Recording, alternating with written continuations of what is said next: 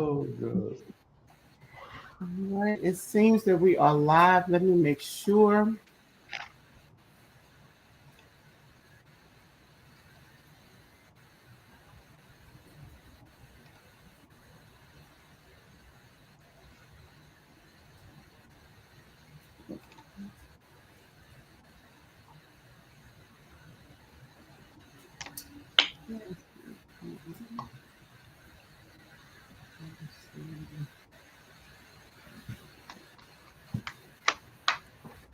All right. It looks like we're on.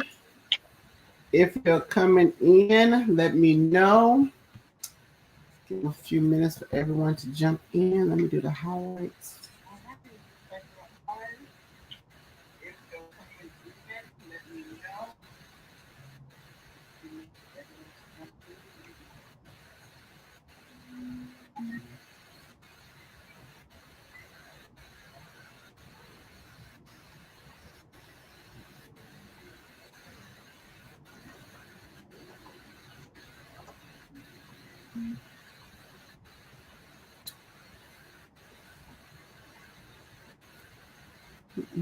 Let me all know if you once you shared, we can go ahead and get started. Wait for some people to jump on.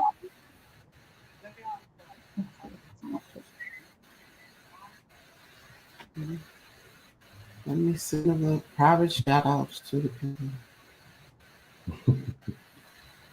people. Hence why my algorithm is all messed up.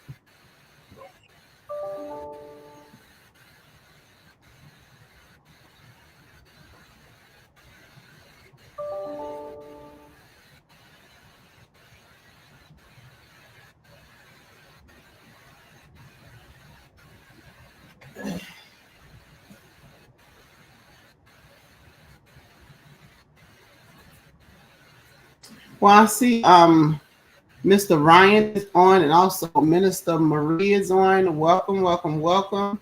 When you come in, just make sure you share.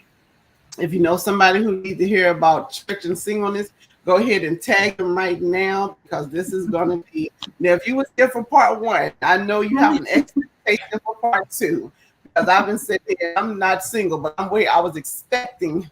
I was looking forward to tonight because I know some important information and stuff that's put out. And so before we get started, I want to go ahead and allow first Pastor Betsy to give her shout out to say hello to whoever watching, and then Pastor Brandon, and then we'll jump right in.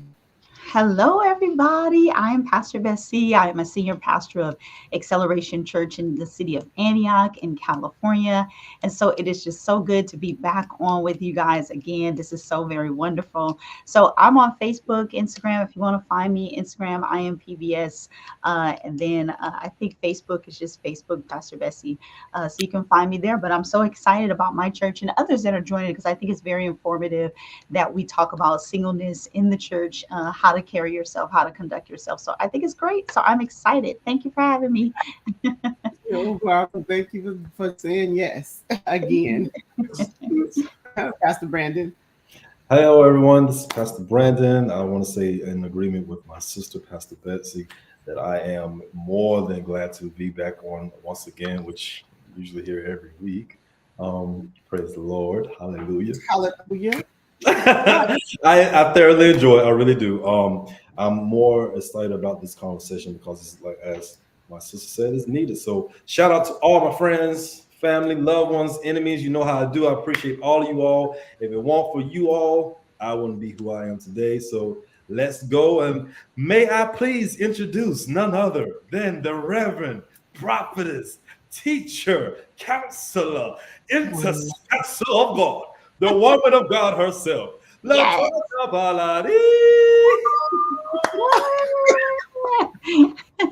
Welcome everyone again. This is Bridging the Gap, and today we are going to talk about the church and singleness. And so, there was a lot of things that we brought up on last week that we talked about: going out on dates, how to know your identity, to know yourself, to be aware of the situation. So one of the questions that I want to talk about, and I'm going to push this to Pastor Brandon. We talked about going out as dating as singleness in the church. What are some things that also not just going out and dating as a single man or woman in church, but what are some of the things that you have to be aware of when you step out and go into dating?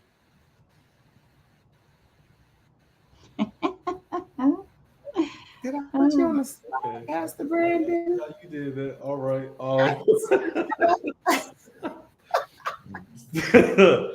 Ooh, let me pull out my Well, while he's doing that, I'm going to say hello to Miss Wanda, who's coming in. Elder Yeah. Gail just popped on. Prophetess Sabrina, Executive Pastor Sabrina, Mr. Anthony, Minister Maria again. Welcome, welcome, welcome. And Miss Ann is on also. Welcome to everyone. If you are on YouTube, you have to send me send a message so I can see that you're on. But everyone who's watching, and so I'm going to open the floor again to Pastor Brandon. All right, so some things that we need to be mindful of. We need to be more aware of who we are. I particularly like this particular conversation because this is what I would consider a grown folks conversation. This is not for the weak in heart. This is not for the one that are timid in thinking. So the first thing I think you need to be aware of or be mindful of is you need to know yourself.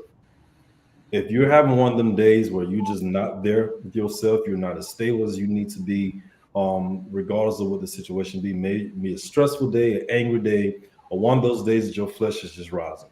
You need to be mindful of those things because you don't want to be tempting yourself. Don't put yourself in a position to where you're going to mess up. Have enough maturity, have enough self-awareness to realize, okay, this is one of these days, I don't need to go nowhere. I need to just kind of stay to myself. I mean, if you're going on a date, hey, look, today, let's not do this today. Let's just FaceTime, let's just talk or something until you can really gather yourself and get your emotions together, get your flesh together, get your mind together. Because one thing is you don't want to be a temptation to yourself and you don't want to be a temptation to someone else. Because no matter how righteous is you can be, come on, the energy that you can give off, right? speak louder than what you're trying to Come on, use. speak loud. Speak loud. Let's be real with it. Because there are a lot of people. I don't care if you walk around toting a Bible on your date, 3-piece suit. If your flesh cutting up, it's gonna holler louder. Yeah, Right. We need to be mindful of that because it's our aura or our energy or our spirit that's encamped around us that we give off that will either draw people or tempt people or cause them to be to fall, because the Bible says that we need to be careful not to be a hindrance to no one else. So we have to make sure that we're doing things, having self-awareness regardless of what it is. yeah. Can I Go ahead. add to that?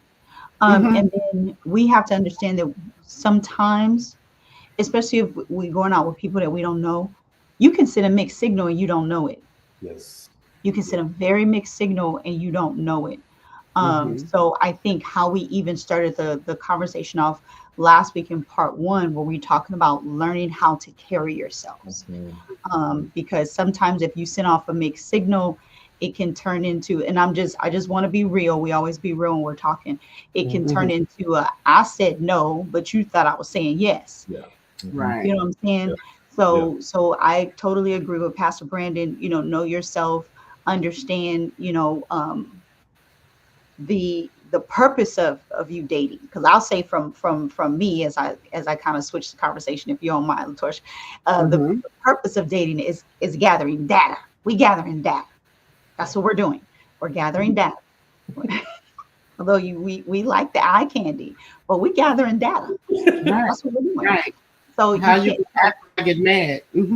Yeah. So make sure you don't give off, the wrong, idea to someone while you're gathering data. At this point, you're just data entry. That's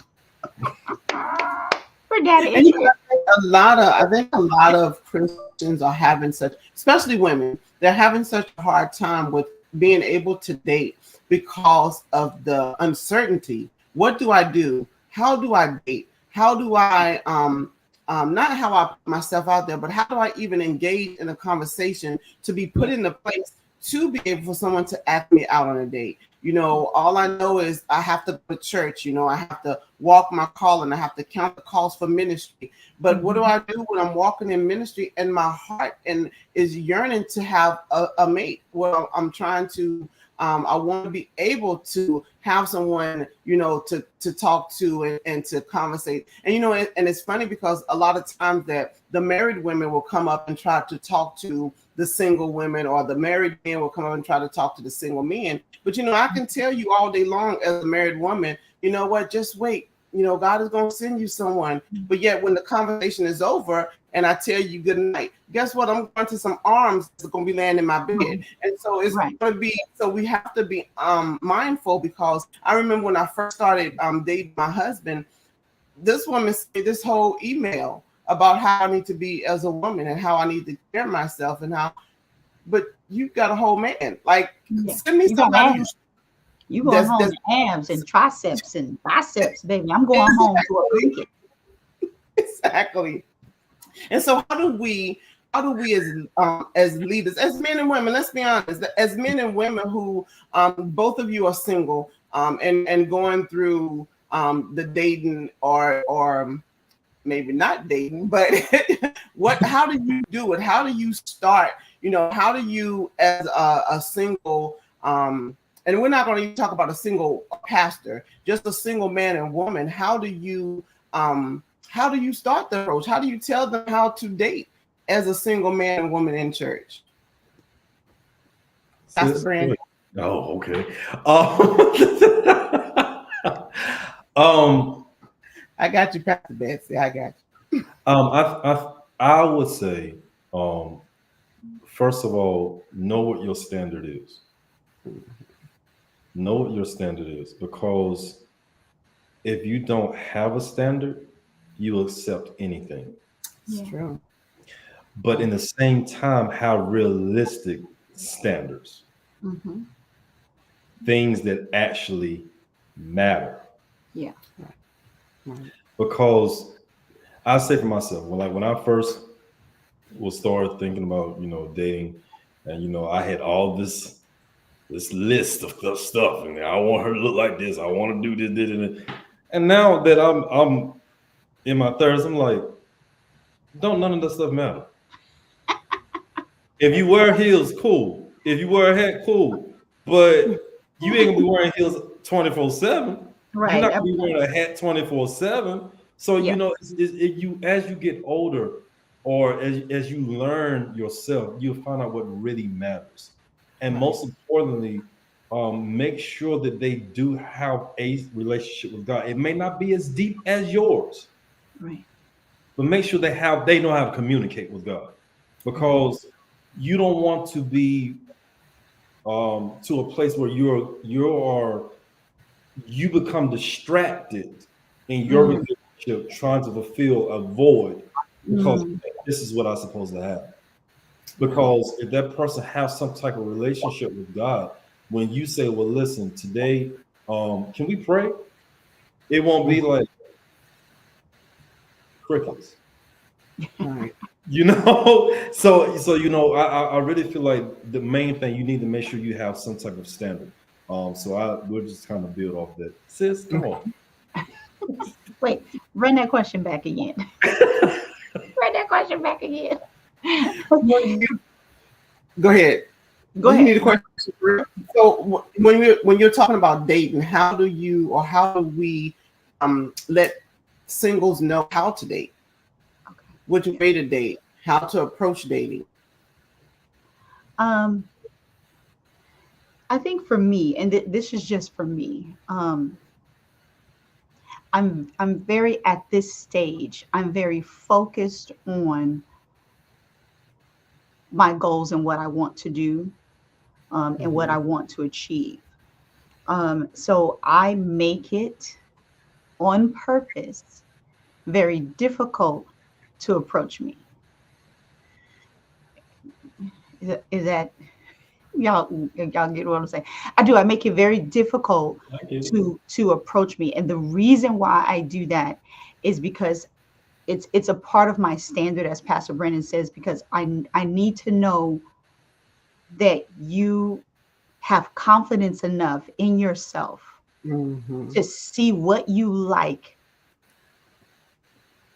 and you will approach it. Mhm. Because it is hard for men to approach women. And so just like it's hard for women to approach men. And Mm-hmm. so I just need to know that. And so for me, and because I have been married before, I don't have time. I just don't have time. So I need, I need to make sure that you know and understand that this is something that you want. You know, from the gate out who I am, what I do, what I stand for, what my standards are, all of those things that you understand that from the beginning. Mm-hmm. Because I agree with Pastor Brandon. If you don't understand that and you don't know that, you don't have a standard, then you'll just fall for anything because it's because of a look. It's because, oh, they might fit good into what I'm doing now, but do you have something in common with that person outside of church? Outside of church, and so I think for dating, I think, and I don't know if this is helping the question or not, but I think for dating, I don't think that I don't call it dating. I would just call it getting to know a person and having a friend. Mm-hmm. When we get to a level where we agree that we are exclusive in some kind of way, then we can have that conversation. But other than that, um, that's just where I am, my standard. Does that make sense? Does that make It sense? Okay. does. Yeah. And And it's very understandable because if you because that's you like you said, you've gone through the marriage, you're going through the dating, and so now you want someone who's going to be confident enough to stand beside you because you're not you by no means are you like a weak woman. So Yes. you have to the person who stands beside you is going to have to be confident enough that you can Right. carry your own, but you can Yeah. also help him carry. But when we're talking about like one of the ladies put on here, when do we start over? She said that she was married for 30 years to her Mm-hmm. first husband and then Mm-hmm. 22 months to the second husband that passed away. She Mm-hmm. has standards. When do you start over? Is that a question? Should I jump in? That was a question. Mm-hmm. Okay. I think it's when you are ready to start over. There's no and there's no right or wrong, but when you're ready, and let me define that as well. Don't start over and start dating because, like Pastor Brandon said, your hormones are out of control. mhm. Don't start, doing something because you feel lonely. Those are two things, especially for women. And I'm 50, especially for women of my age, or, between Brandon and my age, between there, it happens where I don't want to start all over. I'm lonely. I don't want to be by myself. I don't want to do this. You have to be very comfortable in your skin and say, you know what? I think I'm ready to have another mate. Not because I'm lonely, not because, oh, I just don't want to start all over, or I just don't want to, but because you feel like, wow, I want to share my life with someone Mm-hmm. else. And I want to help someone else with their dreams. I want a partner. At this point in my life, I need a partnership. Yeah. That's just me. I'm 50. I need a partnership. I've built some things, so I need a partnership. So it just depends on where you are, in your life. But I understand her thing. She's given 30 years. She's had 22 months with someone else, and she's like myself. I've been married twice. My ex-husband, my second husband, has passed away. So I do understand where she's at. But what I'm Mm-hmm. not going to do, and I'm not saying that this is her, but for me, I don't want to jump into something because I'm lonely. I don't want to jump into something because, I just feel like I have to meet the status quo. I don't want to do that because at the end of the day, it's bad. So I need to make sure that I'm ready. And it's very simple. Let me run down the simple things. I'm ready to serve, because this is why I say I'm ready to serve my mate, my partner, my husband, whoever I'm with. I'm ready to serve. That's what I'm ready to do. I'm ready to I don't want to use the word compromise, but I'm ready to, say, what can we do to better ourselves? How can I help you? How can we make this better? I want to be with someone where I can help them build and they can help me build, and we Mm-hmm. complement one another. Not because Right. I'm lonely, but because I want to complement something, and I want to grow with something, and I want to build something. Because at Mm-hmm. this point in this stage, you have to come to the table. And I'm not trying to be funny, but you have to come to the table with something that I can help you with. because I'm here. And if Right. you don't have anything that you have going on that I can partner with you with, it's going to be bad for the relationship. So I have to make sure that I'm ready to be with someone to where I'm ready to serve, I'm ready to help them, I'm ready to give my all to that person, and just make it work however we need to make it work. It's really important. I love how you said, at this age for me, because Yeah. there will be some that's watching that they're not at that age. They don't have the things that you may have as a single woman. They're maybe just starting out in their Mhm. 20s and their 30s. Yeah. But what the important part of it is that I hear both of you saying that as a single, know yourself, be Yeah. comfortable with yourself, be Mhm. into a place that you can be by yourself but not feel alone. Come Because I think on. that's That's a lot of important. reasons people are having such a struggle is listen, I'm not with someone and I'm lonely, but that doesn't mean that you have to be lonely because Right. you are not with someone. So Hmm. Pastor Brandon, one of the ladies also put, how do we start over? How do you go into a relationship and go through that and give your all to someone and it does not work, but yet you still want to be with someone? How do Hmm. you start over? How do you even get ready to start to be into this relationship? First thing, you need to be secure in who you are. Yeah. That goes with someone who has been in a relationship, someone that hasn't been in a relationship. Security is vital Yeah. because if you are insecure, no Hmm. matter how many times you start over with someone, no matter how many times, you're going to get the same results because you are not made whole Yeah. within. You That's true. have to be whole within. And Hmm. if someone decides to be with you, you need to let them know up front, these are my insecurities. Yeah. Right. I'm working on them. Either you can help me with them or just don't take on this if you're not ready. I Right. think a lot of times, if you're going to start over, don't start over for an image. That's good. That's That's yeah. good. Do not Good. start over for an image. If you're about to start dating, don't date for an image Yeah. because images change. Sure do. Movies have reruns. They do. A lot of the actors are dead. Images change. You look Hmm. in the mirror every day, something has changed on you. You see Yeah. more gray than you saw before. Come on. Come on. Come on. So you have to if you're going to start over within. Be happy. Mm. I'm not saying happy Mm. because that's not. Be joyous Hmm. Mm-hmm. in who you are I because like when you that. have joy, no I matter like what happens, who comes, who goes, you're good. you're good. I like that. I like So, that. because the Bible says the joy of the Lord is your strength. So, Yeah. you need to be joyous in who you are so you can have the strength enough to tell somebody, no, that ain't what I need. That ain't what I want. That ain't where I am, so forth and so on. Because if you do not have those vital keys, then you're subject to accept anything and people will be able to manipulate you. Come on. That's good. That's good. If you That's have good. no security, Come then on. anybody can walk in. Yes. That's Yes.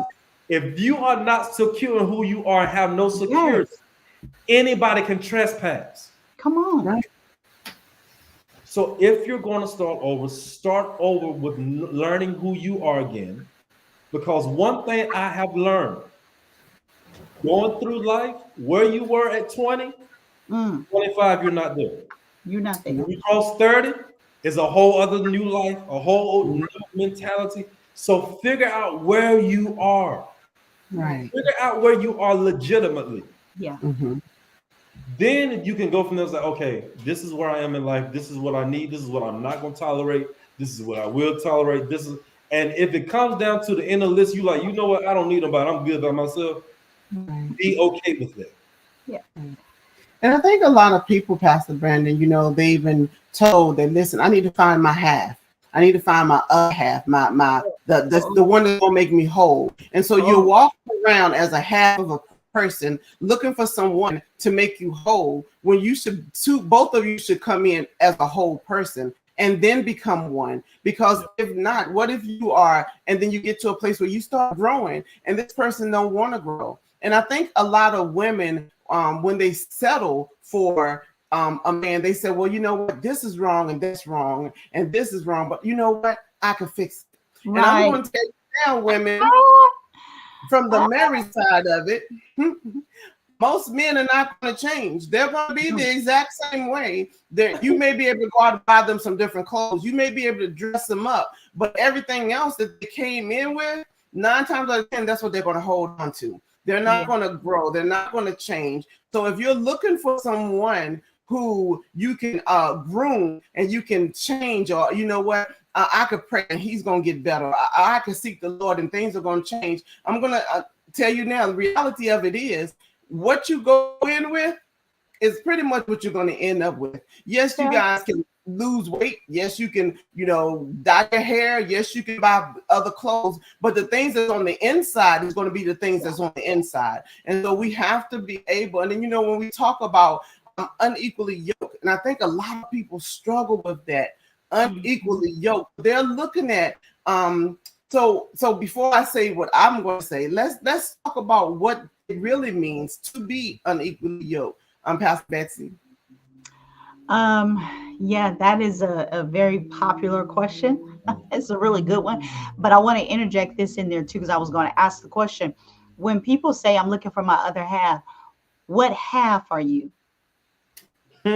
You should really define, because I don't know what that means. What half are you? When we talk about half, what half are you? And so that actually segues into your question about being unequally yoked, because if you feel like you're a half of a person, even if they do come whole, you're still unequal, because there's still a leverage that he has to pull that you don't have. So it's still unequal. So if you're looking at yourself as a half of a person, then looking at it truly, you're unequally yoked. So you have to make sure. So you have to make sure that you come in again as a whole person, understanding who you are, understanding your faults, your little things that you have that are going on, and be able to communicate those. Please be able to communicate those, because if you don't know yourself, then you don't know how to communicate. Well, when this would happen when I was little, I'm kind of still dealing with this, or I was raped, I was molested, I still have issues in the bedroom. I've had people to abandon me. So if I feel like you don't call me at a certain time and you don't text back, then I'm feeling some kind of way. You have to talk about those things, because we still deal with those things even as adults today. So then you come in with this part of you that you haven't truly healed from. So then you can totally be unequally yoked in that sense, because people are thinking, oh, if they not saved, they unequally yoked. That's a whole nother ball game and a whole nother park somewhere. So that's like a whole nother ball game. Because and I say this, and hopefully if anybody has any questions, I can explain it. But I am a true believer that you can marry anyone as long as you guys have, watch this, have the same mindset and have the same goals to do anything. I truly believe that. And if you have communication, it can work. It truly can work. But you have to be able to have that communication and have some same goals and different things together. So to me, it's not just about salvation. It's not just about ministry. It's not just about he's a pastor, I'm a pastor, you're a ministry, I'm not a ministry, you're a deacon, I'm not. It's not just about that. It's about having the same goals in life, putting something together. Because if I come to a relationship or to a marriage, if I come to it and I say, oh, well, I'm getting ready to do this, is what the Lord has called me to do, or this is where my job is calling me, and then my significant other, whoever that might be, say that, oh, I'm moving to Japan and this is where something ain't working. Right. Something ain't working. Something ain't working. So therefore we have to figure out, so then there has to be a balance there. So you can be unequally yoked in the path that you're going for children, how you raise your children. Well, you believe that they should be raised as Black Muslim Israelites. Well, I believe that they should be raised Christian. Or I believe they should be, Baptist, things like that. That's one part of unequally yoked that we talked about. But we could be unequally yoked when it comes to, like I said, comes to the job part. Is your job taking you out of the country? You staying in the country? How do we work this out? Do you feel Mhm. this way about certain things? How do we work this? So there's a whole lot that you have to bring into a conversation when you're talking about being with a mate, so that you can make sure that you're both on the same path, because that's what unequally yoked means. That means that someone is pulling more of the weight. Someone Mhm. is pulling more of the weight, and you cannot have that. There has to be both efforts in the same way, in the same way. So I hope that makes sense as well. And it does. And I think another thing is when you talked about the communication piece, Yeah. because if we think about the yoke that was put, and I think it was someone that I heard on YouTube that put it so profoundly, that being unequally yoked, if both of us are weak on the left side and you hook us up together, then we're gonna walk in circles Yeah. because we're gonna be pulling Because each we other keep the wrong pulling. Yeah. way. Yeah. Right. So if Yeah. if I'm strong on the left side and you're strong on the right side, and we know that the inner parts of we have some things that we communicate, then we Yeah. can hook ourselves up the right way so that we can walk down the straight line and not go around in circles. And I think that's what a lot of people have to take into consideration. Let me know your strengths, and I'm going to let you know my weaknesses. And then we'll be able to come together as one. I don't like cooking, but my husband loves to cook. And so, I Oh, know that when I sit down, and I have to tell him, listen, I know this is how the traditional Italian wife is supposed to be. But you yeah. do know I'm not Italian, and I am a Black woman. So we're Yeah. going to have two different things and two different ways that we look at how we're taking care of our husbands. But Yeah. because we're able to communicate, I know your weakness and you know my weakness, but together we can become strong and head forward because we're going to align ourselves in the right way. And you was going to say something, Pastor Betsy? Yeah, I was gonna say, and I like that. I love that, because you have to be able to. This is a simple thing, but it probably really should be said. Like if I get off work and I'm my significant other, we in a car driving home, I'm coming home, I can call him and be like, "Listen, I'm only on 40 today. Can you carry the 60?" Yeah. Mm-hmm. Or if he calls me, I only got 30 today. Okay, I got the 70, babes. And that 70 or that 60 can mean a whole lot. Like you said, if he likes to cook, then I'm cleaning the kitchen and doing the dishes. You know what I'm Mm-hmm. saying? Those are the type of things. So we can communicate to each other that I ain't got this, then, I got you on that half, or I don't have this, I got you. So we need to communicate that, because people think it's, 50-50, and we talk about that all the time. Sometimes it's not. Sometimes it's 60-40. Sometimes it's 70-30. And we have to figure out, because like Pastor Brendan said, some days it just might not be all there. And you might just have to say, listen, I don't have it all today. I don't feel like it today. Can you just give me this moment to just get it together? Yeah. Because we as women, we get emotional. When you don't talk to us, we like to talk. We get emotional. And we get emotional over the smallest of things. Like I done sent you 5 reels today. You ain't even commented on the reel that I sent you. And that turns into a big thing for us. Pastor Brandon, don't laugh at us. Tell Latoya that turns into a big Yeah. thing for us, Listen. because we feel like you're not communicating. We feel like that. So we want communication. And again, going back to what I said in the first segment, is like, knowing your love language. Maybe I like touch, I like hugs, I like gifts, or I like affirmations, things like that. Knowing that is very important for a relationship to be equal, and for you guys to come in, knowing the playing field that you're on. And if I could interject too, Mm-hmm. knowing that we have to understand what that scripture means.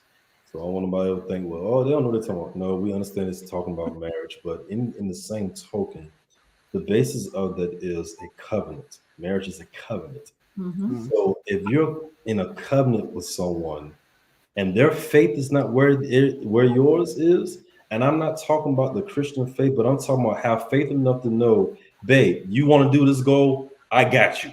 I got you. Yeah. That's another level of being unequally yoked. When Yeah. you have, oh, hey, I really want to do this, you don't need about, I don't know, we see, I don't need you. I don't need that Listen, because I'm crazy. I'm crazy. I'm crazy. If you say it, then let's do it.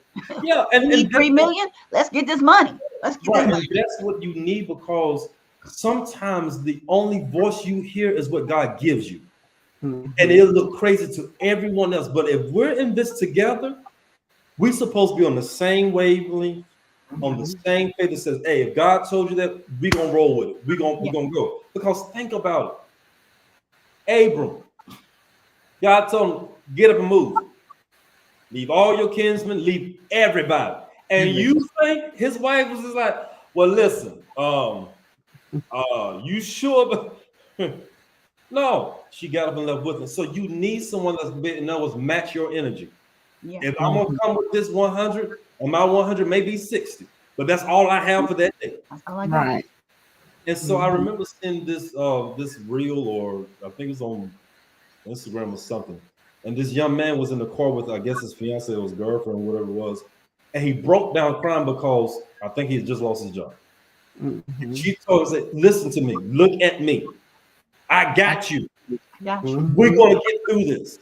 We're gonna You get need somebody in your corner like that, where when you don't have it, they said, don't even worry about it.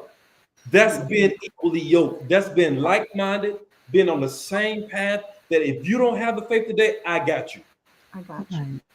Right. I don't need nobody like, well, I don't think this is going to work because it seems like you just can't get it together. Okay, well, then it's not going to work because obviously you ain't got it together either, because you ain't got nothing to bring to the table to help me to get it together.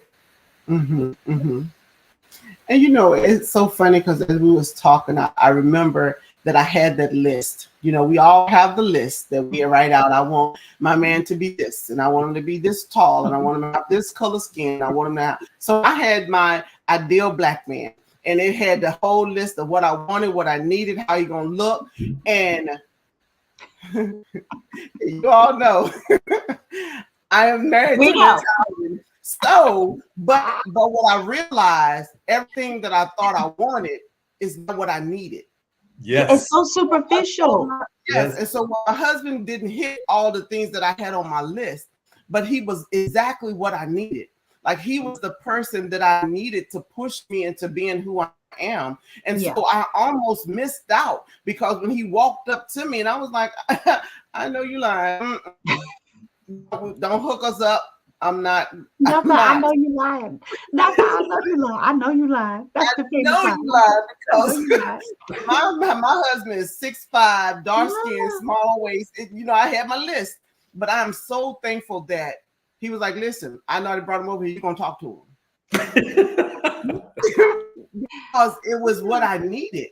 My husband was really what I needed. And when I look back, I'm so thankful that God was like, listen, this is what you need. Yeah, all that don't matter. This is what you need, because guess what? He can go lay in the sun. If you want to get a little darker, I'm okay. But if he need to get a little darker, he can lay in the sun. But for me, my husband is everything that I need. So why is it important for us to let the singles know that you can't live to the letter of this ideal man that you have conjured in your head? Conjured. Come on, conjured. Can I jump over there? Because the train that you think you need, is going to lead you to the wrong destination. My God, that's it. Listen, that train derailed. What you want is going to change, because as we get older, our wants. Matter of fact, every day our wants change. Every day. You may have a taste for something, and 2 hours later, you're like, I don't really want that. So you need to really figure out what you need, because I think I said this a year or so ago. What you think you want is not what you need, but if you start searching for what you need, you will find out that's really what you want. Because a lot of times, as you say, we have this list. I was told to write that same list down. I mean, it was about 5 pages. That list was long. And God said, now how much of this is you doing? I had like 2 lines. I was like, yeah, this ain't gonna work, because I thought that's what I wanted. Why? Because what society presents, what the image presents, what the church presents, what you have your mind that you think you, but all at the end of the day, because after a while it's gonna be just like a new pair of shoes. You done wore it out. You want to find something else new. You want to the next thing. But when you got that one pair of shoes, that when your feet tired, that's what I need. I need that shoe. I need that particular. Why? Because it gives you the support. It gives you the comfort. It allows you to have the proper circulation. Yeah. So you need to make sure whatever that you're going for, and not realizing that what you need is going to give you the proper circulation for your life to keep moving. You need to Yeah, be that's what good. drives your circulation, what drives Mhm. your oxygen, what drives your heartbeat, what drives your pulse, what Yeah. gives you that I need to get up to do better. And can I, Yeah. Mhm. let me say this. We When done you got it all stirred up. the person that you really need, Say it, they sir. ain't got to tell you you need to do better. You automatically start doing it. Doing better. Come on. That's right. Come on. That's You right. You like, want look, to I get don't up. know what it is about you, but look, you just make me want to just better myself. Yes. Better. Yes. But I Yes. don't have to tell you, look, you need to change this. You be like, look, don't even worry about it. I'm already working on it. But Already if Hmm. working you on it. always with somebody, they got to tell you, you need to do this better. Come on, you can't keep doing this. You Yeah. need to think about that ain't what you really need. Right. Because Right. Right. whoever you with, the person that's supposed to connect with your puzzle piece, Yeah. supposed to make you be better Make Yeah. without you them be better. saying it. Yeah. Right. Yeah. That's right. It's like you want to be better. And I Yes. tell people all the time, they going back to I tell people all the time, don't pick for your now, pick for your future. Yes. Hmm. Yes. Please don't pick anything for your now. Pick for your future because, like Pastor Brendan said, it's going to change. You're going to change, and you're going to need something else. Like, I don't mean to talk about us, and it is what it is. But listen. I don't twerk because I'm not going to be twerking at 50, 60. Okay, so if you're looking for a person that twerk, it ain't me. It ain't me. My back don't operate like that no more. Pastor Brandon to be laughing at me and be for real. Be for real. So I should tell him it just it just Listen. don't work like that. So you got to pick somebody for your future. And I tell Right. people all the time, I have one. It's so funny that you mentioned a list. I have been through the list. Everybody has talked about lists and everything like that. I have been through the list. I have one thing on my list, and I don't really say anything to anybody about it. But that one thing encompasses a whole lot. From that one thing, I know how he can be educated, what he knows, how he carry himself, how he walks into a room, Right. I his financial status, his social status. From that one thing, I've narrowed it down into one thing that I look for in that list, because after I made my list, I kept saying, I was like, this list is like something, but I'm like, I narrowed it down to one thing. So I'm just like, Hmm. I know this. So we have to be just definitely mindful. Definitely mindful. And can I say something about this list? What I've learned is when it comes to this list, subconsciously, we obtain this list from what we see on TV. From everything, social media, everything. Yes. So you think that's the person, but it's not. It's just people you done fell in love in a movie. If you look at most, and this is no shade towards no woman, but I know some women, they crazy over Denzel Washington. That's just their thing. That's just for them. Some is more chestnut, some is just everybody. But then when they go looking for a man, they go looking for the celebrity and not someone that's gonna deal with them every day. Hmm. Hmm. Denzel ain't checking for you. Hmm. Morris Chestnut ain't checking for you. Right. The Rock ain't checking for you. Well. Halle Berry and all these other, they're not checking for us because their purpose is who their purpose is for. You need to find somebody that's for your purpose, that Hmm. has your purpose driven life, that has the car for your purpose. And when you hook up with somebody that's according to your purpose, they look better than any celebrity that's out there. That celebrity might look good, but my baby look much better. Hmm. Hmm. Because when I was sick and snotting this stuff, they stood by there. When I was Right. sick, they stood by there. They didn't. I was their number one. They prayed me Hmm. through something. Hmm. So I think when we make these lists, it was pretty much of subconscious stuff. Just I want them to look like this and this. But then when it all boils down to it, is what people perceive. Like if Correct. I understand my purpose, then Mhm. I know how someone who's coming up, how they're gonna fit into my purpose. Like if Mhm. I know the plan that God has for me, I may not know the whole lay plan out, but I know what started me on. Then the person that comes to, or that finds me should be able to complement my purpose. not Yeah. making me struggle, not make it, it's a fight. Not that I have to now, I can't go to church because you acting up. I can't pray in the house because you acting up. I can't turn on the gospel music because you acting up. But yet you knew this is what I was doing before we got together. And so I think many of us, or for singles, not us, because I'm not single, but let me, I had to put that out there because my husband be watching. I'm not trying to, but my husband's gonna look at him, he be like, but what's us? What's the us? So I had to put the disclaimer out. But for the singles, you have to really be able to understand where you're going in life. So if you're constantly going around the mountain, if you're constantly doing the same thing over and over and making the same mistakes over and over, then why would you bring somebody else in and then they're going around the same mountain with you? They're dealing with the same struggle. And every time they try to pull you the right way, now you're mumbling and complaining but I like the circle. I done wore my groove in the circle, so I know how I get around in the circle, but you're not willing to maneuver into where God is calling you. And I think as single, you guys have to make sure that you are allowing yourself to be yourself.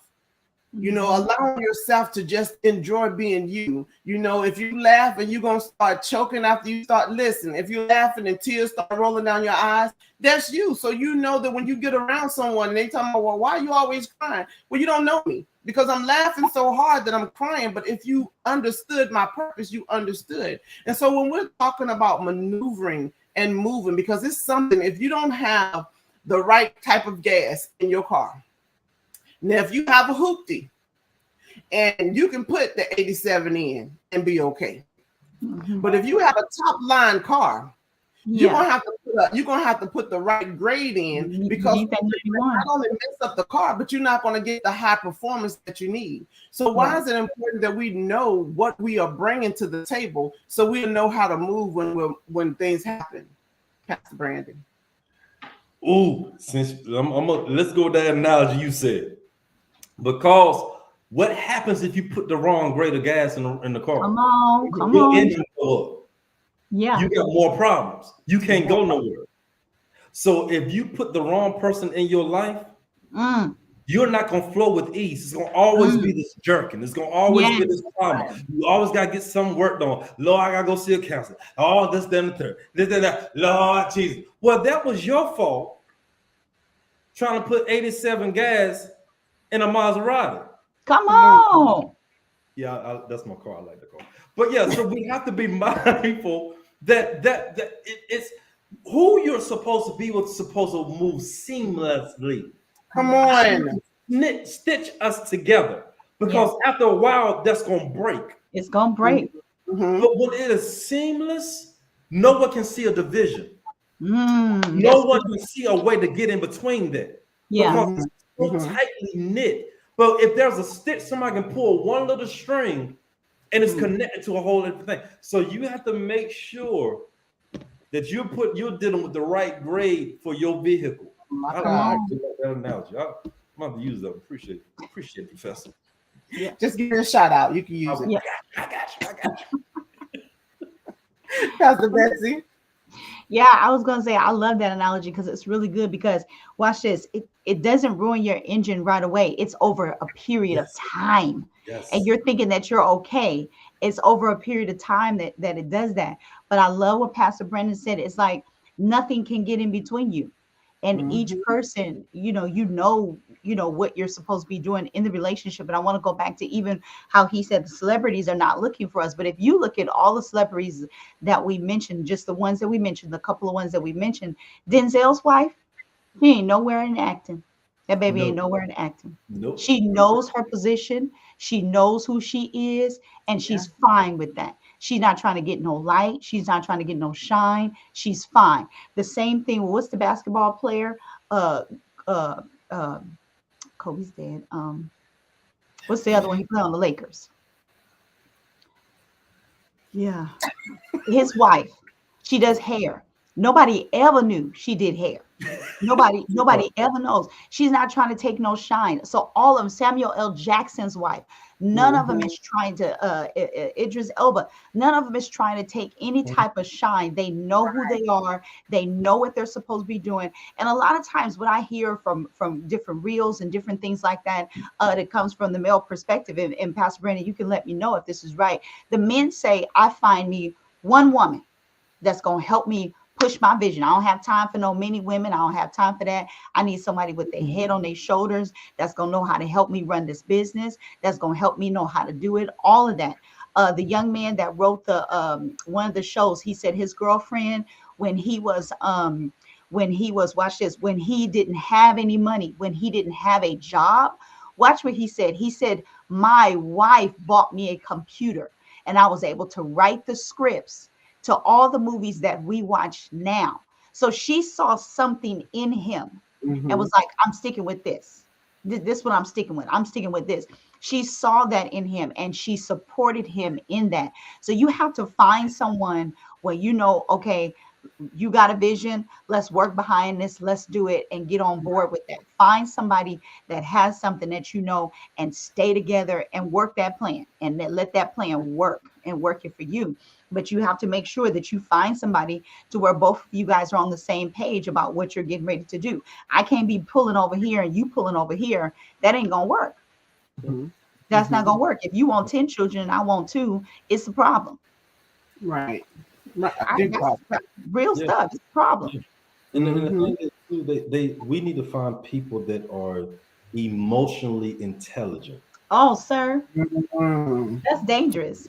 That's almost a cuss word, like that Right. word submission. That's You that's right. that's almost that's dangerous. You need to find people that are emotionally intelligent. In other words, they are emotionally mature enough to know how to manage their emotions, to know how to Mhm. separate when we're at work, we're at work. When we're in ministry, we're in ministry. When we're at home, we're at home. You need to find someone that is able to perceive and understand each part of the vision that you're trying to build. Because you don't need no one. Let me throw this one out here to all my single ladies and to all my single men. I was about to say, don't leave them in now. Let me say this to you: you can't say you with someone but listen to everybody else about your relationship. Say it. Let me eat a popcorn. Where the Listen, that popcorn could at? be. Oh, Jesus, that's Because I, Where the was I was popcorn at? true. I was Jesus. listening to my sister talk, and that's something that I find so, it's a pet peeve of mine, because what we got going on should be between you and I. Ain't got nothing to do That's with why nobody else. Your my mama, relationships, sister, auntie, cousin, right? nothing. Because let me tell you something, and this is one that our dear host can chime in on Mm-hmm. how she handled her marriage, and how her auntie and her grandma and her cousin and her all them other, because her marriage works for how they work it. That's right. So the advice that somebody else can give her may not even work for her. Yeah. If And you're I not think about married the and movie successfully Acrimony. married, Y'all seen the movie about Acrimony with Taraji P. Mm-hmm. Henson? You know, her sisters got in her ear, and you need to leave him. And then when he hit it and got it big, she wanted him back. And you have hmm to make sure that you have the clear vision of who you're with and have enough trust in them where they're going, that you're building the vision with them and not allowing every buzzard, every type of leech, yeah, snake, rat, tapeworm, every type of thing that can eat away at what you all are building. Keep them out of your ear. yeah, Mm-hmm. Mm-hmm. And Stay it's to the right important. hearing. So Right. the right thing in your ear so you can be able to see where you're going. And it's so important because one of the things that I have learned over this, I've been married 10 years, is listen, be careful what you go tell your mama. Because at the end of the day, when we all loved up again and everything is Well, fine, there and you you go. bring come me to your on. mama's house and your mama looking at me with the side eye There you because Yeah, go. you told her everything that happened in the house, right, and right. that old saying, what happens at home stays at home. I really didn't like that because of some things that happened at home that shouldn't have stayed at home. Right, right, But when it right. comes to the marriage and my marriage, that or even in a relationship, listen, even if you're dating the person, my daughter's sitting here beside me, she's shaking her head because she did exactly what I said don't do. She told her mama some things, and now mama got the side eye. Listen, I'm gonna be honest, I got the side eye, but we have to really be able to understand it's that communication. Yeah. It's the communication. And if this person is always doing something so bad that you have to keep telling someone what's going on, then that's a flag for you to say, wait a minute, we're not even married yet. And I'm going through all this and I'm crying on somebody's shoulder and I'm trying to find out what's going to happen. I want you to tell me how you feel. That's a red flag. And and some people say, you know what, it doesn't matter because I just want a man. So you know what, as long as he do just check 3 blocks, I'm gonna be okay. But that's not okay. It's not okay for someone to treat you like you're nothing so that you can be with someone. Because listen, let me tell you, it's sometimes better to be alone than to be Girl, listen. bondage, so broken. But it's society that says you have to have a mate. Yes. Even my daughter said, Mom, why even in the cartoons, the man in the cartoon character is taller than the woman? Now I'm almost 6 feet tall. The chances of me finding someone taller than me, why do it always have to portray that the person, this is how the match have to be? But that goes back to us watching television. That's going back to us looking at social media, that you should have, you're a woman, your man should be taller than you. You're this size, you act this way. This is the type of man you need. And if we are not careful, we're going to constantly be falling into the trap of always getting by. I just want to get by. I just want to make it. Go ahead, Pastor Brandon. There's another trap. Come on. It's called gifts. Mm. Don't get caught up in the gift. Listen. There are some people that can admit that the reason they marry who they marry because they can sing well. Listen. They can play real well. They can preach real well. But when they get off that platform, they can't stand it. So I forget your gift. Let me see how you would act if you didn't have your gift. Right.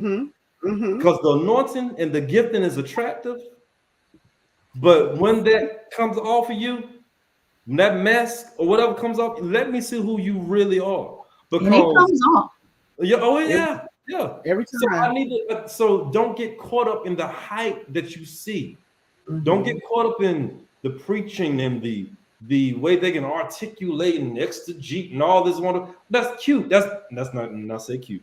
That's wonderful. That's what ministry is, and they're singing all this. But you got to know how to deal with that person. Yeah. They're not singing. David Ruffin was a great singer. Listen, you know what? You know what? I can't stand you. I can't stand you. I can't stand you. They come here to see me. Otis. They come here to see you. That was his attitude too. That was his attitude too. They come here to see me. Otis. That was his attitude. All these, we have a great people that can sing very well. We have great musicians. We have all. Do not get caught up in their talent or their gift, because you have to deal with them all the rest of your life, not their gift, not their talent. Right. Yeah, but this is why I said data. You collecting data when you're on a date. There you go. Seriously, that's the truth. You collecting data. And then also, I think we said in the first segment, we talked about knowing someone or getting to know them so well that you see how do they handle anger situations, Yes. how do they handle when they're in, when they've lost their money or when they've lost their job or when they've gone through something. How do they handle those type of things? You need to know this, because I can't be married to you and then you lose a job or finances don't go right and then you acting up and you go to drinking and I got to deal with you and your drinking issue. I just need to know what are your things that you're dealing with. And so we look at so much of the surface part of, who a person is, that we forget to look at the other parts of who a person is. Like, what am I really dealing with? How are you really at home? all those things, they play a big part. And so we only, see this one side of people. We have to see the whole side, the whole totality of someone. Yeah. Correct. But even in collecting the data, I'm going to take it a step further, that you have to make sure that when you analyze the data, you're using wisdom, because See, some people, I didn't even go into the analyzing. yeah, See, I didn't even go into the analyzing. but they don't want to analyze it. Okay, I saw that was a red flag. I saw And that, the but I'm gonna yeah, overlook that. I'm gonna and the overlook analyzing it. is where the red flags is. Yeah. Right, Yeah. right. And, whenever you're in a business, you have to go over the books, because there's going to be times where what was written down may not be right. But if you don't go over the books, if you don't analyze the data that has been placed in the system, guess what? You're walking around and you think it's going to be one way, and it's completely different. Completely different. So don't just collect the data. Just say, "Oh, I collected the data. I know his mama. I know his sister M. I know this." Wait, but if you know that family, what has been going on in that family? What's been that generational thing that's happened in that family? So you may not know what happened, but listen, if you're in a small town like we are in Danville, Virginia, all I gotta do is say your name, because somebody will say, "But you know about that family, Right? Here, and their family did this, and they was over here, and they were listen. Okay, I'm collecting data." But now I'm going to analyze it and listen. If everybody in the house have been an alcoholic from the time they was at this age to this age, guess what? Unless there's been some curse breaking, then the chances of you being that alcoholic is going to be greater than it is slimmer. And so we have to understand that. And then if they're not the alcoholic, you need to start praying for the generation coming after. Because it can skip right over them and go straight to the child. Yeah. So you have to know, even when you're dating, what you need to pray for ahead of time. Yeah. Do I want to deal with this later on? Do I want to deal with it? Because you got to realize you're dealing with two blood lineages, two portals, two gates that has so much flooding through it that you need to make sure, okay, do I want to handle this? It's not just with the mother, it's the grandmother, the great-great-grandmother, the great-great-great-great-great-grandparent. You don't know what deal has been struck. Come on, deal.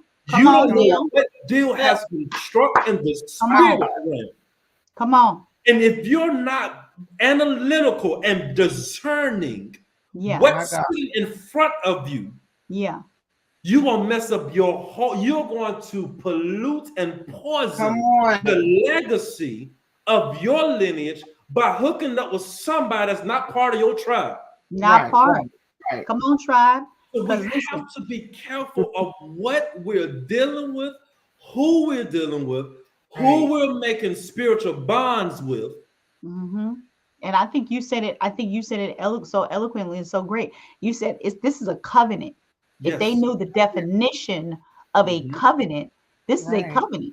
Yeah. This is a vow that you're taking. So you gotta make sure. And then going back to even what we said in the beginning, when you're talking about, dating and have a chaperone, and if you slip up and make this mistake, now you got this soul tie to some man or some woman that you done slept with, and you got a blood bond with somebody that you done slept with. And it ain't just a disease you can catch. You got stuff that you're dealing with because you done matched yourself with somebody that you don't even know nothing about because your flesh got out of line. Yes. I preached a sermon one time entitled, "Don't Catch a Spiritual STD." Baby, do not catch a spiritual transmitted disease, because you are marrying, like I said one time before, you're marrying a one-night stand. Yeah. You think in that one-night stand, this is my babe for life, but you don't realize you're dealing with a demon for life, because you have created a spiritual bond and broke blood in order to conceal and can allow that to come. So you need to be careful who you're fooling with. This ain't nothing to play with.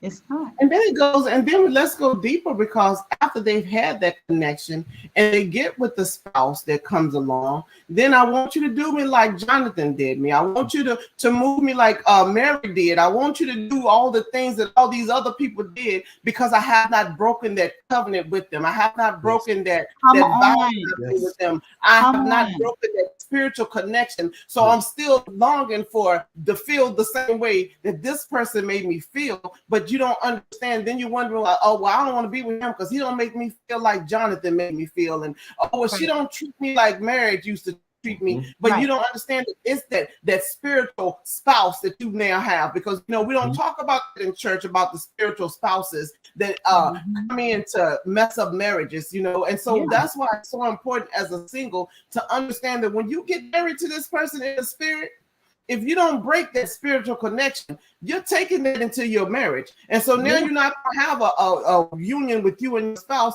You're going to have a menage a trois, because guess what? You're going to bring some more people in with you, and you're going to have a big old spiritual orgy in your bedroom because you have not allowed yourself to disconnect. And so that's why it's so important as a single man and woman that you don't just lay around, because you're bringing all that with you. You talking about letting go of baggage. You talking about emotional baggage. What about all these spiritual husbands that you can pull into your house? All these spiritual men, wives that you done brought in. Right. So it's so important. And you want someone to act like that person when you really haven't gotten over them. And that's why I said it even in the beginning. You have to wait until you're ready, because you have to get rid of all of that. And again, we said in the first segment, it takes you about a year, 2 years to get rid of the baggage, the bondage, and all the stuff that you went through in your marriage, or even in a relationship, especially if it was long term and you guys were exclusive.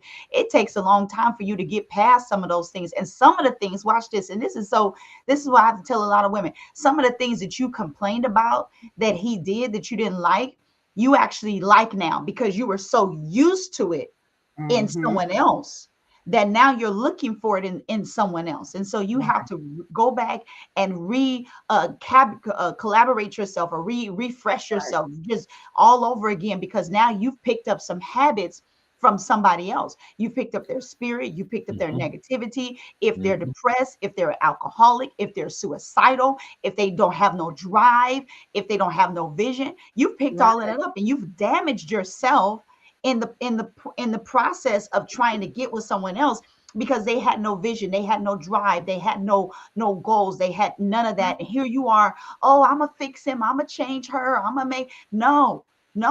We're not going for fixer-uppers. There are times where people can be worked on. There are some things and certain things that you can work on, but we're not doing those fixer-uppers. Not in this season. I don't know about nobody else, but we can't do no fixer-uppers. I need you to have something when you come to the table. With that little reel say, well, Denzel Washington say, I'm leaving here with something. Yeah. and even if you don't have nothing to bring to the table, build a table to bring. Build a table. So, baby, look, I ain't got nothing to put on the table, but I can bring the table, and you just set what you need to put on. And see, but Pastor Brandon, that's a good thing, because most women might think, or men might think, that they don't have anything to bring to the table. You do. You have something to bring into the table. And that's the part of where you are, where you feel like you're because you have not analyzed your own self to see what you are bringing to the table, because you bring something. If listen, you might not look like Tosh said, you might not cook, but I can clean, baby. That it's gonna be spotless. You understand me? I can raise some children. I'm gonna do this. I'm gonna run your business. I'm gonna run that money. Honey, listen, what we're not gonna do is we're not gonna overspend. That credit is gonna be on point. And then don't come to no relationship and your stuff is messed up from last relationship. Your credit is messed up. Don't make nobody else deal with those issues. Please don't make nobody else deal with your credit issues, your tax issues, and all. Get that stuff together. Don't come in here with that. Because you have to understand is that to the state, the view of marriage, we're not going to even talk about relationship in this part, but the view of marriage when it comes to the state part is that you are a partnership. Correct. You file taxes together and everything is together. Now, the spiritual side is totally different. But when it comes to the state, because listen, ask me how I know. The state going to say, well, you and your spouse sign these taxes or sign this stuff together. So what you're saying is that you're vouching that that's your partner and you believe what they have said and what they have done. So all of their life and all of their past is now intertwined with yours. And sometimes you can't get rid of that stuff. And so you have to understand. So if they got bad credit, they got liens. I'm dealing with a teenager now where she said that her boyfriend that she done married after she done known him for 2 months, he done had evictions on his record. And so now they can't get no place to live. Listen, do background checks. Figure this thing out. Like I'm too old. I'm too old for all of this. I'm too old for all of this. We ain't got time for this. Yeah. Not this. But you have to know yourself. You have to know, like both of you have said, what I'm going to accept, what I'm not going to accept. I need you to Right. clean this up before we get together. Check your credit. How is your spiritual credit on with your life? Listen, is God upset with you? What did you do? Yeah. Do Yeah. you know how to praise him and worship him? Do you know? I need to know. I Yeah. need to know what's your setting. When you come in the church, are you just coming there just sitting? Because like Pastor Brandon said, my energy is totally different when I'm in church. Listen, I'm Mhm. whoop, whoop, and you sitting there ain't gonna work for me. Ain't work for Right. me. Yeah. And the thing is too is I feel like even if you don't have all those things together, if you come with a humble spirit to say, Come listen, on. Yeah. I know this is your strength. Can you help me to get this Can together? you help me? Yeah. Yes, that's it. And Yeah. I think that's where a lot of people have gotten lost. If you can't be with someone and you give them advice on how they can better themselves and they don't get Mhm. offended, or you always trying to change me, I don't need to deal with you. Don't. Right. Well, that Red lets Right. you flag. know you don't like change, you don't like betterment, you don't like Red evolving, flag. you don't like being better. That's not gonna work because I'm trying to better myself and I can't Mhm. keep trying to reach up and grab higher and I'm trying to pull you at the same time. It's not gonna work. Unequal.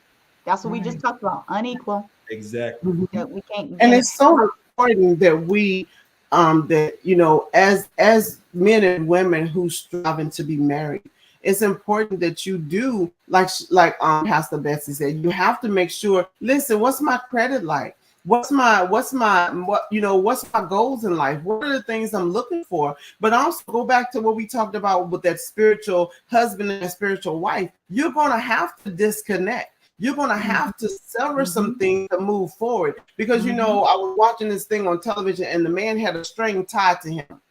So as long as he walked towards the door, the string that was attached to him kept pulling the door closed. So what was Right. attached to him wouldn't even let him go through the door Wouldn't because it even was let. causing the door to close. And Yeah. and I know somebody is on here saying, well, she don't know what she married. Listen, I haven't always been married, and I'm gonna Amen. be Listen. honest. I had a soul tie Yeah. that lasted 10 years. Come on. 10-year soul tie. Then listen, I could be doing good, skipping through the tulips. Let me smell that Joker's perf cologne. The whole system had to shut down. Listen, I'm right back. I'm like Juanita Bino. I'm right back in the sheets again because listen, that soul tie is serious. And you know what the And Lord showed me that even when I thought it was cut, He said, "No, you just had them locked up in a place where you can still go look at them. So Mhm. yeah. I need you to take this key Mhm. Yeah. and release him from the prison that you put him in. Mhm. And not only that, I want you to give him the key when he step out of the prison doors so that you Yeah. can be completely loose from him. But if it would not been for the Lord, listen, I'd have been tussling with me and my husband saying, listen, I just need you to slip up, say one more thing wrong. And I know but Yeah. when you're honest, that soul tie will draw you in, Yes, it even will. when you don't want to be there. It'll make you Yes, it do things will. that you'll wake up the next day saying, why did I do this again? Why am I here Again. again? And so we have to understand that it's serious. It But you is. have, just like you work hard to get your credit, you're gonna have to work hard to break loose from all these soul ties, All of it. all these people that you slept with, all the people that you had. Because we talk about soul ties as being someone that you have sexually been with, but it could be some friends that it Yeah. didn't really cross over into the sexual part, but we have this bond, this connection that's Hmm. causing me to go down. So you Yeah. have to look at all these things when you're talking about moving forward in a relationship. Mhm. Mhm. Yeah. And I think that that's very important that you talk about that. And again, going back to, what we said earlier, what I said, just being ready. Mhm. Let me, I talked to a young lady who was talking about a relationship that she was in. She said that her ex-husband still had pictures of his ex-wife in his wallet. He still had pictures of his ex-wife in his wallet, and he Mhm. felt like he needed to keep those. Not only did he have pictures of his ex-wife in his wallet, he still had the what you call that, the Costco card, the Ooh, Mervyn's credit card with her name on it and his name on it. He still had another credit card in there, and he still had all of the dishes from their marriage. Oh Lord. Talking about he was see the talking about he was saving it for their children. No, that's a tie. That's a No, tie. that's a tie. Ooh, That's there's a been tie. some broken Because glass in that house. there is no way that man gonna open up his wallet. Y'all almost made me say something on here. There's no way that man gonna open up his wallet and a picture of his ex-wife fall out of there. Come on, we're We gonna have got a whole we got and those are ties that people don't think. And then I do a lot of talking with women. Another lady said that her husband, he's her ex-husband now, her husband had you know how you do jumping on a broom, had a broom from his first marriage in their basement. Baby, listen. Baby, listen. I don't know why you need that jumping of the broom. I don't know what it stood for. I don't know what y'all was sweeping. I don't know who spoke What? over it. I don't know none of that. I don't know any of it. But what it's not gonna do, it's not gonna be in my house. It's not gonna be in my house. As a matter of fact, do you need to go see somebody? Because something's wrong. Something is wrong. And then Something. and then that reminds me of there was this big debate. I don't know if y'all saw it. There was this big debate on Facebook. I don't know if it was real or not, but you know, people put up videos. There was this man who was sitting in his living room. His wife walked in and he's sitting there halfway in tears, talking about he crying because his ex-wife is in the hospital and dying. And he said, and he want to go see her. Baby, listen. There's borderline to some things, Pastor Brandon. There's some borderline to some things. Like if that's your ex, and y'all ain't been together in 20 years. And y'all ain't got no kids together. Y'all ain't got no kids together. I want to know what's the connection. Why are you crying? Why do you need to go see her? Like, well wishes to the family. I love you and everything, but See, now, come on, Pastor Brandon.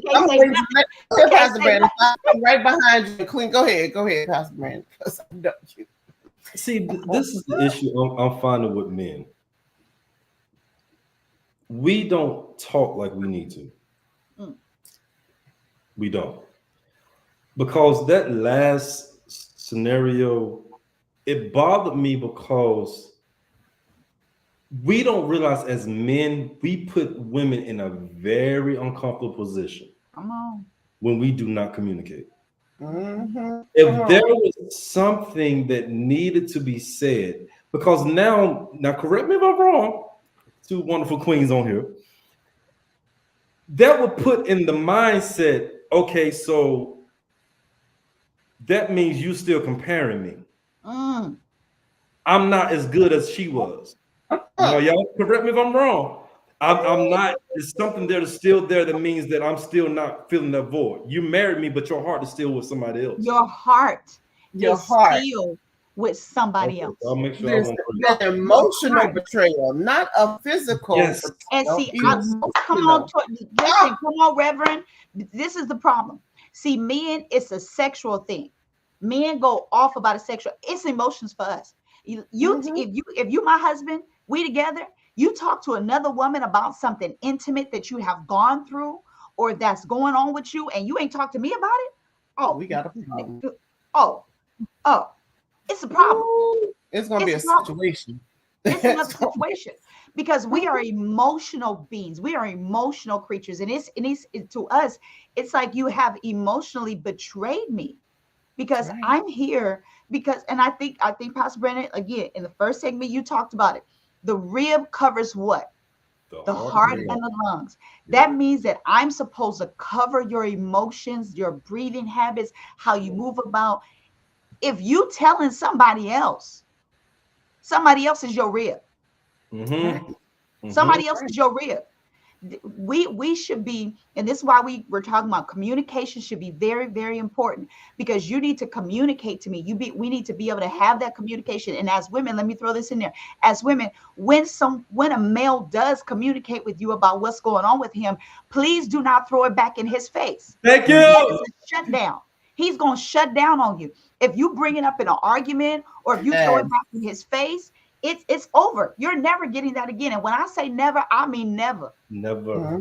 He might say that he forgive you, but it's not. He's never going to trust you again. It's never going to come. So you need to make sure that you as a woman, when he does find that in you, baby, listen, you better be the Delilah and the Hannah.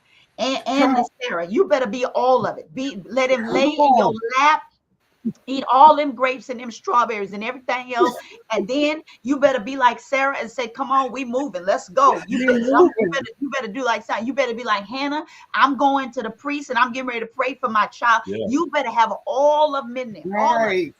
all of it in there, because he has to be able to be comfortable to Thank you. release that with you. And it's not just about being in a relationship. Men look for that even before they marry you, even Mhm. Right. before they get any time of long term. Can I trust her with my Right. emotions? Can I trust her with who I really am? Not the facade or persona that everybody sees, but with who I really am. And Yeah. then that plays a part. But there's, child, it's so much deeper in this that we already, Lord, we almost out of time. Listen, Yeah. I know.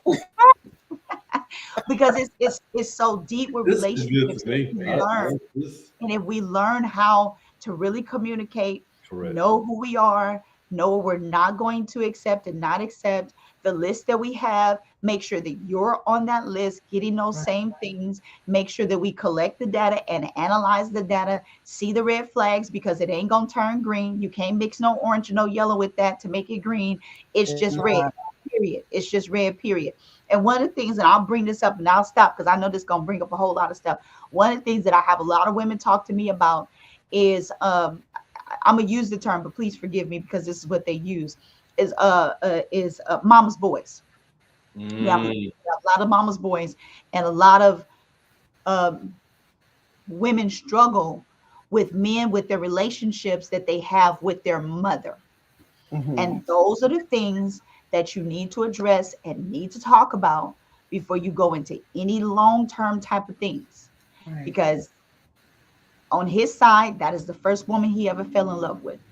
That's the Mhm. first woman who's ever helped him, supported him, given him affirmations, loved on him. So there has Right. to be, again, this separation and this break of a tide, that I'm with my wife now. Mhm. Yeah. And that's a lot of times that has a lot of marriages now that is really stepping into that and really messing that up. Yeah. It also goes back, I would take it a little deeper because, the reason they have become such mama's boys is because of the dynamics of the household. And so the wife has put this son in a position of Yeah. being the man of the house. And now Mhm. when it's time for him to leave to be the man of somebody else's house, there's some issues about, well, she can't cook like I cook, but you know what? She's not you. Well, she can't clean like I clean. You know how I used to clean. And I say that because I remember when I first got married at 20 something years old, my ex-husband and his mom was then, Mhm. I was, now mind you, everything that you have is because I brought it into the house.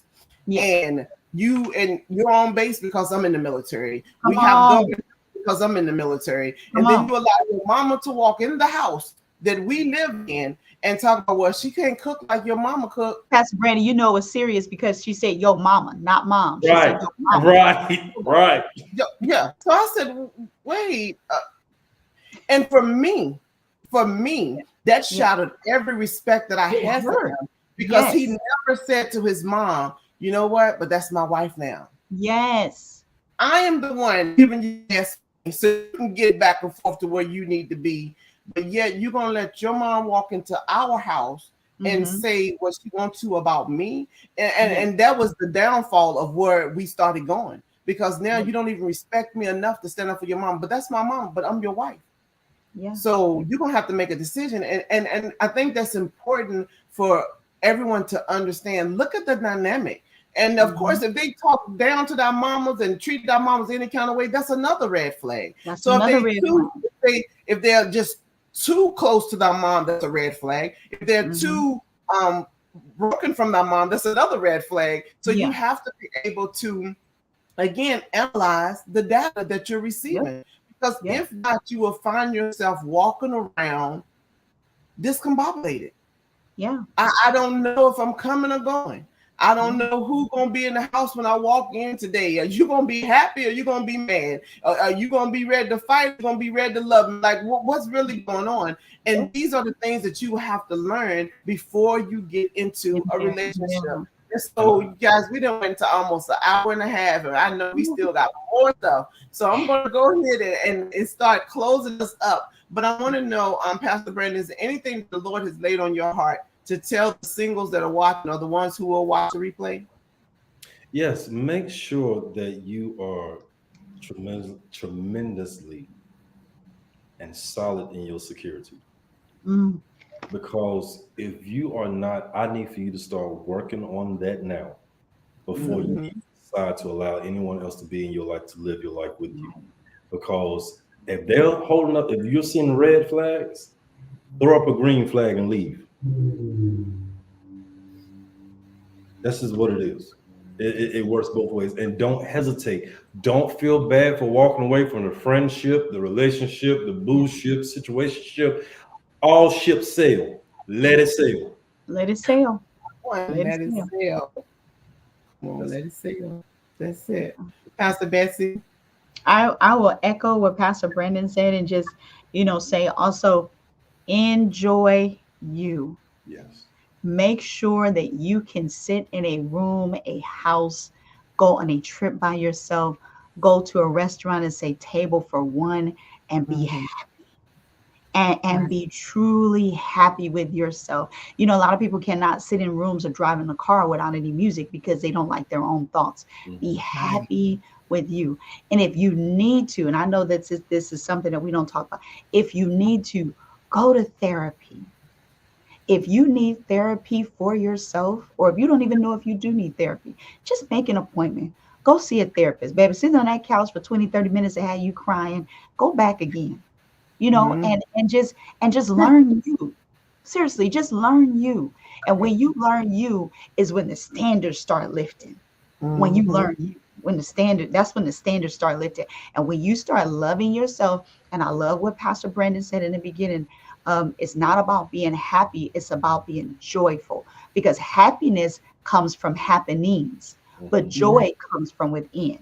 So Mhm. just Mhm. enjoy yourself. Take trips by yourself. Go to Right. restaurants by yourself. Learn what you like. So when you get to a nice fancy restaurant and you sitting there, learn some etiquette at a table. Go to Mhm. some places where it's really expensive and you can't even afford nothing on the menu, and get some coffee and a dessert and an Come appetizer and sit on. there and look real cute. Look Mhm. around Mhm. at the people, see how they're dressing, and just build you. That's it. If you need to do some cosmetics on you because you feel like you want to fix your teeth or something, do it. You know, Do it. do it. Do what you need to make you Do it. joyous.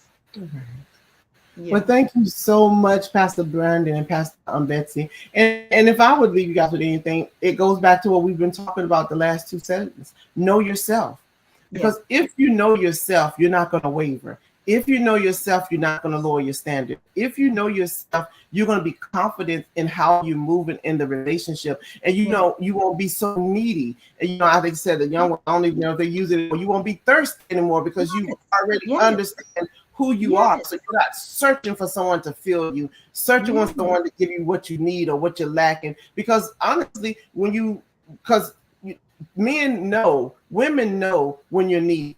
And they'll play with your emotions because they know you Yes. just need them. So I'm just gonna do what I want to because as soon as I call them, they're gonna show up because they need me. But if you know yourself, you be like, listen, Joker, it's 8 o'clock. Why you texting me? It's 8:01. You missed it. Call me tomorrow. You missed Tomorrow. it. Call me tomorrow. And Tomorrow. so you all, this has been so amazing. This has been so amazing. Come on, part three. Oh my This God. talk about Oh that. my We'll God. talk about it. We don't have a part three or not, but Oh you my all, God. thank you all so much. And I tell you every week, if you all need us, we're here. We're only a text, we're only a call away. You're not doing this by yourself. Because trust me, we call on each other when we have Mhm. situations, when we have things that we have to walk through. So you guys call on us. And then we always say, when you know better, you what? You Do You do do better. better. better. You all Yeah. have an amazing night. Now, see you next week. Bye bye.